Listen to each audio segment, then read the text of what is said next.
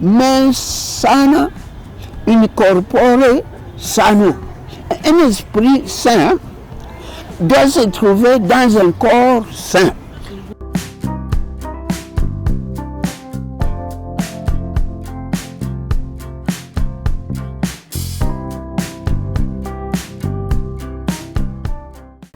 Le bien-être social, c'est défini d'abord par l'habitation, l'alimentation, la santé, l'habillement et puis la culture, l'éducation.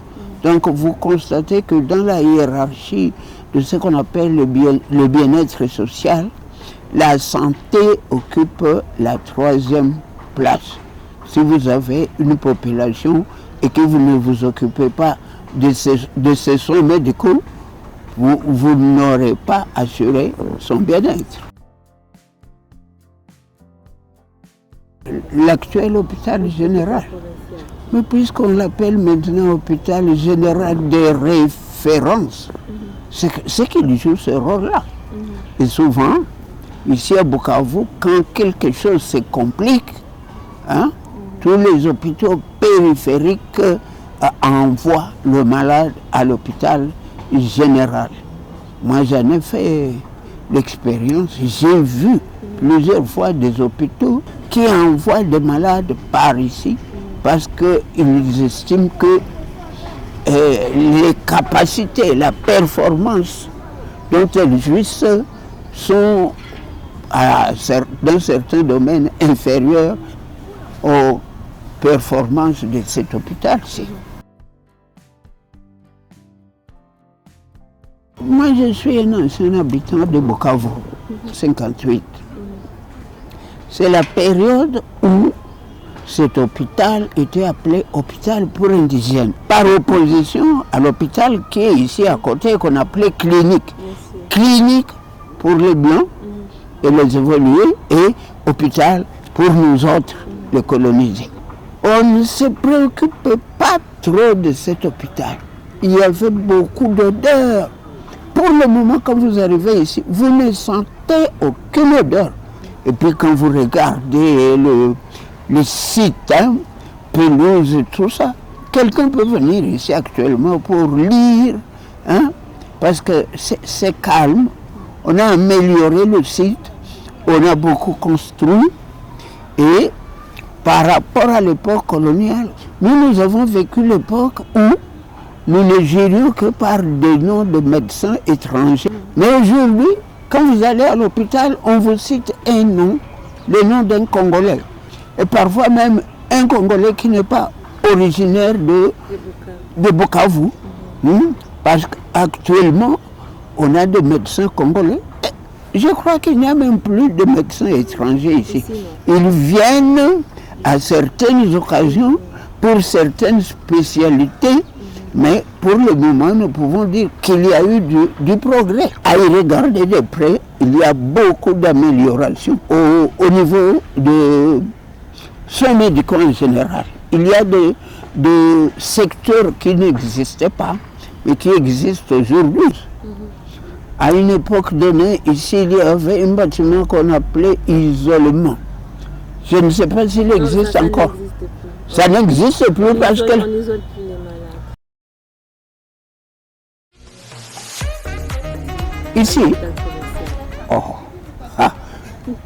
je ne sais pas par où commencer. D'abord, il y a beaucoup plus de bâtiments. Il y a la grande salubrité et beaucoup de spécialisation. N'est-ce pas? Il y a des choses qui n'existaient pas à notre époque. Par exemple, échographie. Parfois, on ne savait pas quel type d'enfant on allait voir. Aujourd'hui, en tout cas, la médecine a progressé. Et ici, je crois que nous avons beaucoup de choses que moi, je ne connaissais pas. Des mots comme autoclave, on ne connaissait pas. Tu vois? J'apprends qu'aujourd'hui, on peut opérer quelqu'un sans ouvrir. Oui, bien sûr. Et vous voyez, est-ce que ça existait? Opération mini-invasive. Oui. Mais par exemple, la dentition, beaucoup de choses ont progressé. Et je crois que cet hôpital mérite d'être couronné parce que les hôpitaux qui étaient réputés, on n'en parle plus.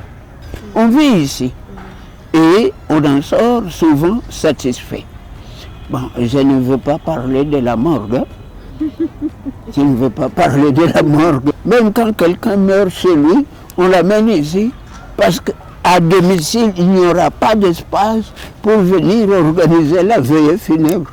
Non, mais je crois que je ne sais pas par où commencer pour estimer le progrès réalisé par cet hôpital. Toute cette modernisation des bâtiments et des équipements, le fait par exemple ici que vous avez des pavillons qui portent des noms de personnes célèbres, pavillon Munziwa, c'est déjà beaucoup. Mais il faudrait... Et puis, je crois que nos étudiants en médecine, hein, ils viennent ici, il y a des locaux pour se faire former ici. On peut dire que l'hôpital général de référence, c'est les cliniques universitaires de l'UCB. L'hôpital encadre les étudiants qui viennent de tous les horizons. Ah oui. Et je crois qu'il vous arrive d'avoir des étudiants en provenance du Bénin. Oui, oui. Et du Cameroun. Oui. Bon, alors, qu'est-ce que vous voulez que je dise encore?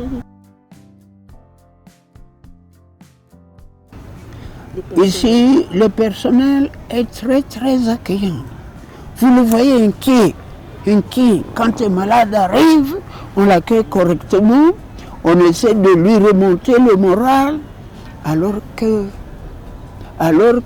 auparavant, quand on était accueilli par un Congolais, je disais, celui-ci aussi prétend être médecin. Il y a un proverbe latin qui dit mens sana in corpore sano. Un esprit sain doit se trouver dans un corps sain.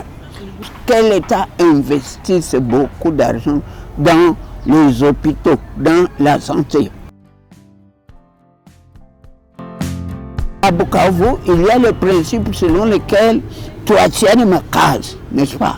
Alors nous, les malades, il faut que nous laissions les médecins faire leur travail. Et au personnel soignant? Vous, je ne sais pas ce que je peux vous faire comme recommandation parce que je vous trouve impeccable. Vous accueillez les gens comme il faut. Souvent, quand vous n'avez pas le produit requis pour soigner telle maladie, on voit le personnel soignant en train de regretter de voir un malade. On est incapable de le soigner parce que telle ou telle chose manque. Le malade devient comme un trésor pour le personnel soignant. J'admire cette générosité-là, cet altruisme que je trouve presque dans tous nos hôpitaux. Même si je n'aimerais pas que l'hôpital continue à exister, parce qu'il existe parce qu'il y a des malades, mais j'aimerais qu'il puisse célébrer 5 fois ou 1000 fois son centenaire